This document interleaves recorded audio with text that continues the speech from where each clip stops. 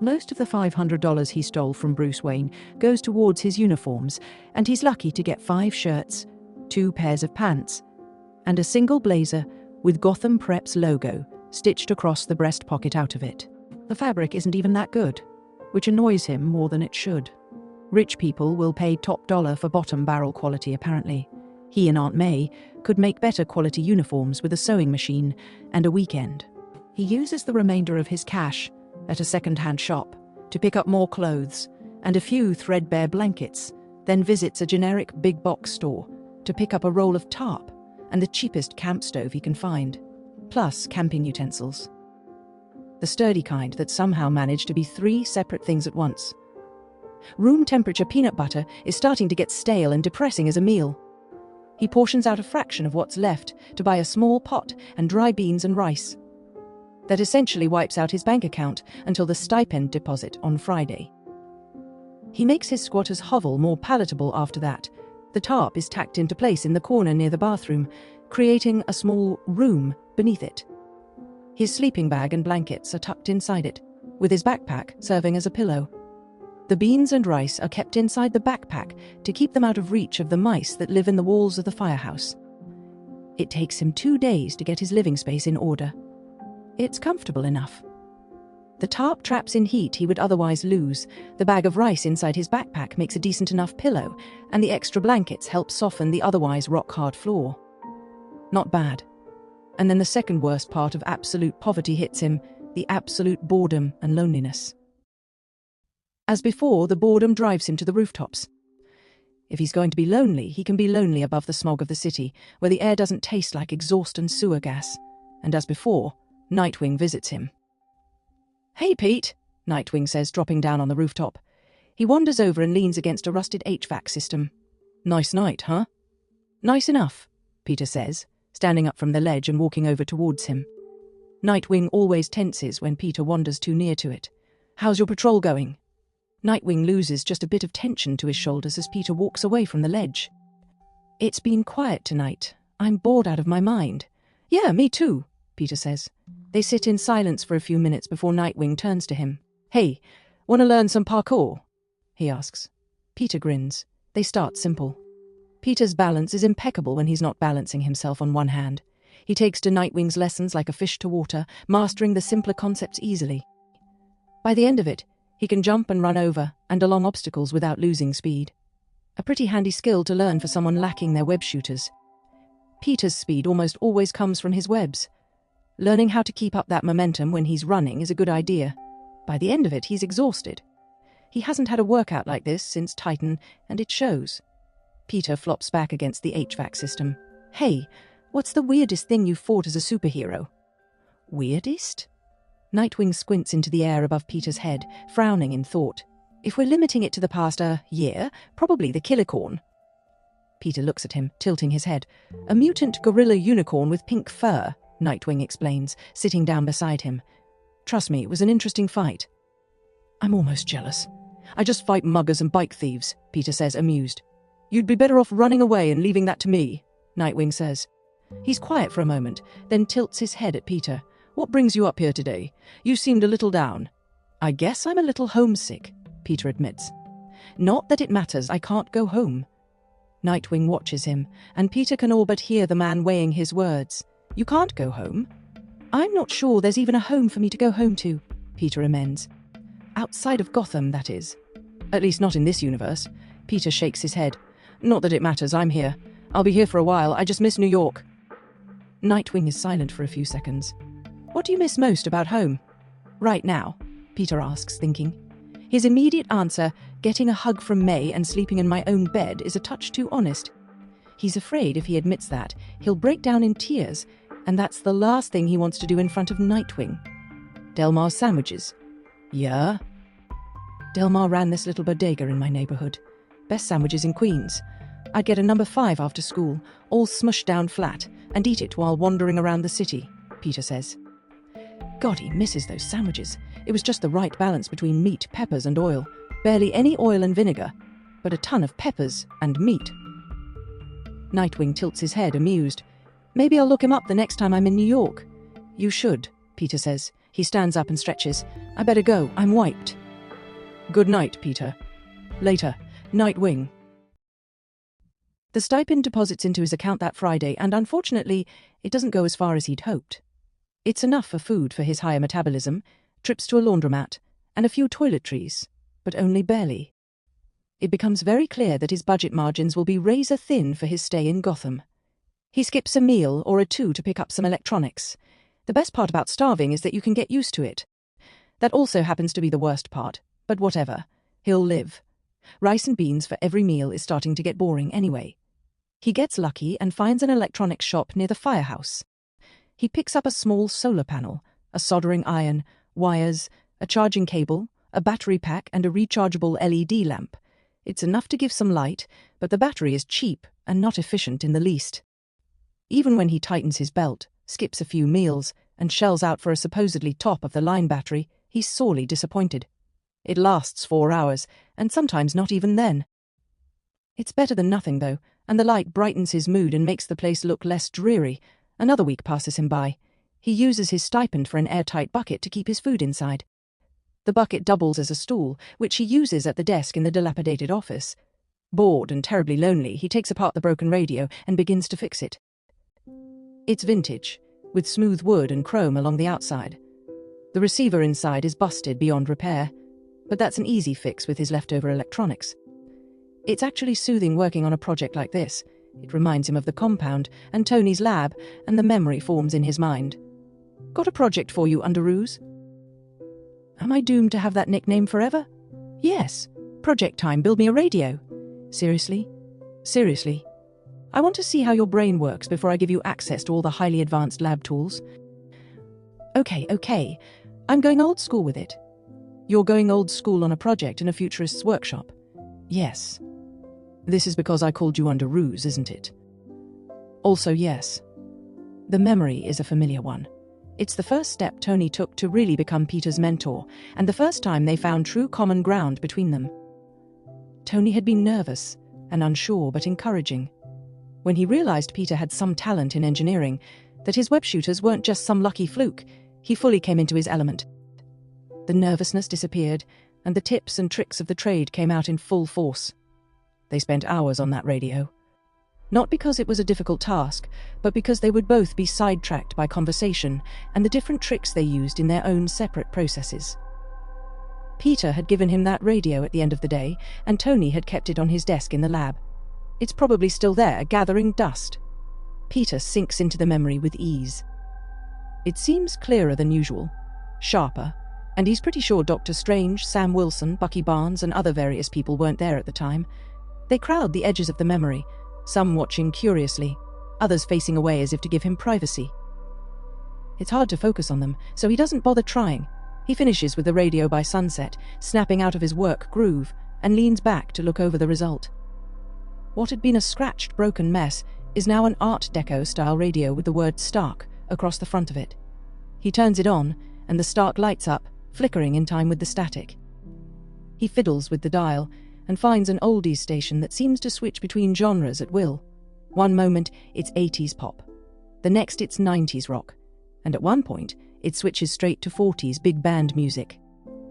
It's not his MP player, but it is nice to hear some music again, even if he only hears one song for every 5 ads that play over the air. He leaves it on that channel and listens to it while he gets ready for school tomorrow. He needs to get up early if he wants to catch the train on time. In Midtown, Peter is known as a loser, a dork among dorks.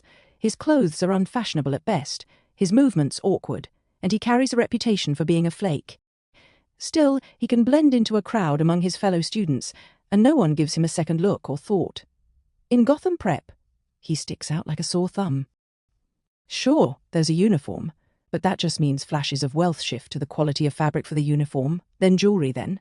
The most obvious show of wealth, shoes. His shoes, scuffed and a dirt-tinged grey, are out of place among the polished leather shoes and flashy brand-new sneakers others are wearing. That's to say nothing of his obvious hand-me-down uniform jacket, 2 big pants and loose shirt. He looks downright shabby compared to everyone else. Even the teachers look down their nose at him, and a fair few of the professors don't look much better than him. For them, It's acceptable eccentricity or rebellion. For him, it's poverty. And there's nothing more offensive to the rich and well-to-do than poverty, and that doesn't even touch his accent or the fact that he has absolutely nothing in common with any of the students here.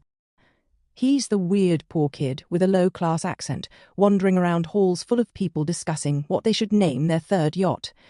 People have literally turned their nose up at him as he moves past them. Do not show weakness to them, child. Another one of those strange thoughts as a voice. This time it sounds like Loki Odinson. Stand up straight, little spider. This one is younger, female Wakandan, Princess Shuri. You're smarter than all of them, you belong here. Yeah, except he quite literally doesn't. Still, he loses his self-conscious slouch, straightening up into a confident stride he's seen Tony use before, and walks towards his locker. It opens easily, and he stashes his backpack inside just as the first bell sounds off. Right, he can do this. School is school. By turns boring, exhausting, and interesting. The only real difference in Gotham Prep is that he doesn't have Ned nearby. His first wake-up call happens in history class. All right, who can tell me the year the Justice League was formed? The teacher asks. He's a stern-looking man, bald on top, with thick grey eyebrows and a near-perpetual glare on his face. Mr. Parker? Peter snaps out of his post-lunch daze, suddenly aware of every other student staring at him expectantly. Sorry, what? The Justice League, Mr. Parker. When did it form? Oh, God! The Justice League doesn't sound so different from the Avengers, really, and it is a parallel universe, so maybe... 2012. There's a brief pause, and then the teacher sighs. Snickers erupt around the room. No, who has the answer? Mr. Bright. Mr. Parker, I want an essay on the Justice League on my desk by Friday. 3 pages minimum, single-spaced. Great. The cafeteria is less cafeteria and more like a fancy buffet. It smells heavenly. He covers his tray in food, roast beef, rolls, steamed vegetables, mashed potatoes, and anything he can get his hands on. It earns him more than a few funny looks, but he's too hungry to care. Frankly, he's already a loser in the eyes of most of the people here. He might as well be a well-fed loser. He doesn't bother trying to sit with any groups, opting for a table in the back corner away from everyone else. It firmly marks him in the friendless loser strata of the school population, but whatever. He wouldn't even know how to begin a conversation with most of the people in this school anyway, and it's easier to sneak dinner rolls into his jacket pockets when no one's looking at him. Homeroom is right after lunch. He opts for a pass to the computer lab and starts looking up the Justice League. He should have investigated this further. There's no Avengers, no Battle of New York, no Sokovia Accords. People aren't enhanced, they're metahumans, and there isn't quite as much tension among the population over them, which is probably why there's no Sokovia Accords. Superman's had such a lasting positive impression that the government has taken a hands-off approach for the moment. Interesting. He should probably figure out a way to call that guy someday, if only to let him know that Peter's not dead. For the first time in his life, Peter becomes just as interested in history as he usually is for chemistry or physics. He prints off as many articles as he can find, and even manages to sketch out an outline for his paper. He'll write out his report by hand and type it out during homeroom during the week. The rest of his day is fortunately boring and peaceful. His only real trial is staying awake after having a full meal during lunch. He crawls into his firehouse with a massive sigh of relief and shucks off his blazer as soon as he's inside. He grabs one of the bread rolls he smuggled home from lunch and starts to gnaw on it while getting ready to start on his report. The train ride is a long one, and the sun sets early in Gotham, so he's left with his tiny lamp sooner rather than later. He's only halfway done with his paper when the LED lamp he put together blinks out and plunges him into darkness too. Seriously, what is with the tech here? He mutters as the lamp flickers. It's a battery pack. It should last 12 hours. Even the cheapest knockoff uses some of Tony's design. He stops short, a sudden realization hitting him. There's no Tony Stark in this universe, and aliens haven't invaded and left their tech behind for someone to tinker with and reverse engineer. Of course their power tech isn't what he's used to. He sighs and rubs his forehead. All of the tech here is probably 2 decades or more behind. Right. No Tony, no cheap and reliable energy sources, he says. He stares at his unfinished report, then looks outside. The streetlight outside is still on. One of those big sodium bulb lights that he's only seen in the oldest parts of New York. The light it gives off is a strange green-tinged white, washing out everything beneath it and somehow making the street seem more sinister and lonely than if it were full dark. But it's working, and he needs to finish his report. He grabs his things, shrugs on his coat, and steps into the street. The wind hits him, hard and cold, and he ducks against it as he moves across the street. He sits beneath the lamp and starts on his homework again. The wind picks up, and the air becomes downright frigid after the sun fully sets. His hand is trembling and pale by the time he finishes, and his teeth are chattering. But he finished. And he's honestly tired enough that he might sleep tonight. Bonus. A thought enters the back of his mind and sounds a lot like the Winter Soldier to him. "Go back inside," he says. "It's too cold out here for you, kid." He's officially cold enough to hallucinate. Well, the guy's right. It is too cold out here for him. He shuffles back inside the fire station and tucks himself under the blankets, coat, shoes and all. The tarp has done its work. The wind doesn't quite reach his sleeping area, though a brief gust stirs the edges of it now and then. When the shivering ends, he falls into a restless doze. A few minutes later, red energy in the shape of a hand materializes above him, presses against his forehead, and he enters true sleep for the first time since he woke up in that horrible machine. His sleep is horrific. He manages, but it's rough. The cement floor is freezing, the wind cuts right through his uniform blazer, and he spends most of the night shivering. And when he sleeps, he dreams of death and failure and dust. Tony's impaled, crushed, turned to ash the way Peter did. Every form of death his mind can dream of.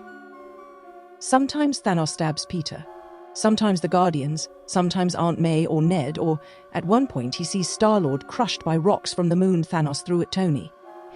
Peter stares at his body and is horrified when Star-Lord snaps awake and glares at him. "This isn't how it happened, you saved us!" Peter freezes, stuck in a whirlwind of confusion and guilt. More voices shout around him, though he can only see Star-Lord. Star-Lord's voice, distant and upset, cuts in. "Do something to help him, man. Figure it out." "Spaceman's right," Falcon says. "He can't keep going like this." "Fine," Doctor Strange says. Peter's nightmare freezes, then washes away in a wave of green light. Peter's left in the dark. He whimpers, half asleep, tossing and turning, fingers bunching the thick fabric of his blanket. Wait, blanket? He opens his eyes and looks down. The blanket is thick, heavy, red and warm, and not a blanket at all. It's a cloak. He knows this cloak. It's Doctor Strange's friend. When he looks up, he finds he isn't in the firehouse. He's in a library. Bookshelves line the walls, stretching up to the ceiling, every inch of them weighed down by thick, leather-bound tomes. "Mr. Parker, welcome," a voice says, deep and rich and familiar. "Doctor Strange?" Peter asks, sitting up and rubbing his forehead. The cloak follows his movements, keeping him warm, and he's forever grateful for that. "Where is this real?" "In a sense. This is a dream, and like a dream, it will fade when you wake up," Strange replies. "The others and I thought you deserved a decent night's sleep. We won't be able to do it every night, but we can intervene every now and then." The others? Myself, the Guardians, a certain number of the Avengers, King T'Challa, Princess Shuri, Director Fury, Maria Hill, and... Why do you bother wasting your breath? This is already a waste of your power, sorcerer. The child will not remember a moment of this when he wakes, another voice says, sneering and bored. A man steps out from the shadows, dressed in green robes. He has one of the larger leather-bound tomes in his hands. Peter stares at Loki. Strange only sighs. "And Loki Odinson, Prince of Asgard. Charmed, though we've already met," Loki says, distracted by whatever book he has open in front of him. "Your history on the Unsheega is laughably incorrect, sorcerer." "Why are you here again?" Doctor Strange asks. "Because I want to be here, and while your powers are admittedly impressive, your skill leaves a lot to be desired." "Go on," he says, waving a dismissive hand. "Speak to the spider. I won't interrupt." The exasperated look on Strange's face mimics Tony's annoyed expression so well that Peter is briefly thrown. "As I was saying, Peter," Strange says, "you're safe here. You'll wake in the morning, refreshed and comfortable. We're all going to take turns with this." "But I won't remember." "Not completely. You can hear us and react to us on some subconscious level, but you won't remember it, not until you begin to learn how to use the stone." "Is that something I should learn?" Peter asks. "Perhaps," Doctor Strange says slowly. "There would be consequences. I wouldn't recommend it at the present time." "Well, you're the wizard. You'd know." "Sorcerer," Strange corrects.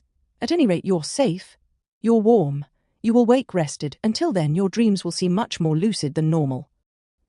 So I'm asleep in real life, but awake here, Peter thinks, looking around the library. It feels as real as anything, but there's a subtle sheen to it around the far corners. What should I do until morning? Whatever you like. You'll just be trapped inside a pocket realm of our own making for the duration. Peter looks at the nearest bookshelf. Do you have a copy of The Lord of the Rings? Strange chuckles, and the book appears in Peter's hands. Loki looks up from his own book, frowning curiously. Enjoy, Mr. Parker. He finishes his report early and turns it in ahead of time. The permanent frown on the history teacher's expression softens by a microscopic amount after that. Peter becomes less of a target for hard questions, too, which is nice. The rest of his classes pass by as usual. He's taking a range of normal classes this semester: physical science, chemistry, literature, modern history, and gym. His chemistry class only meets twice a week during block periods, but he manages to start the process for creating his web fluid, which is nice. He has yet to make a single friend, or to be acknowledged by anyone but his teachers.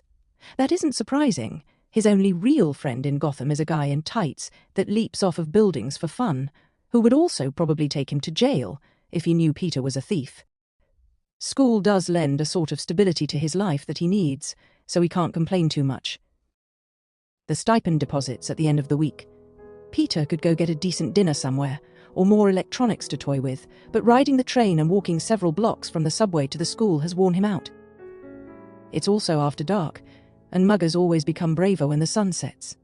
The last thing he needs is to lose a meal to a group of assholes hiding inside one of the many dark alleys that pepper the Bowery. Instead of dinner, he opts for the rooftops. And he's not surprised when Nightwing makes another appearance. Nightwing swings up to the rooftop and drops down beside him. He offers Peter a sandwich wrapped in parchment paper pressed flat. It's probably not Delmar quality, but Peter could hug the guy. I'm not complaining. Where'd you get this?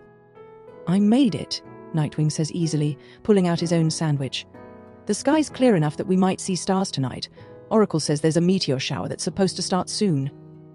You think we'll be able to see them in the city? Definitely. This is supposed to be a big one. My brother's been nerding out about it for weeks, Nightwing says, taking a bit out of his sandwich. He's had his telescope set out for hours. Your brother? Red Robin, Nightwing says. You probably haven't seen him yet. You might. I'm sensing a bird theme here. It's a good theme, Sam says distantly. Nightwing grins. Birds are cool. Peter shakes his head, turning to his sandwich. It isn't Delmar quality, but it's damn close. And it's one of the nicest things anyone has done for him since coming to Gotham. He takes his time eating it. They sit together on the rooftop, watching the meteor shower flash above the city. For the moment, Peter knows peace.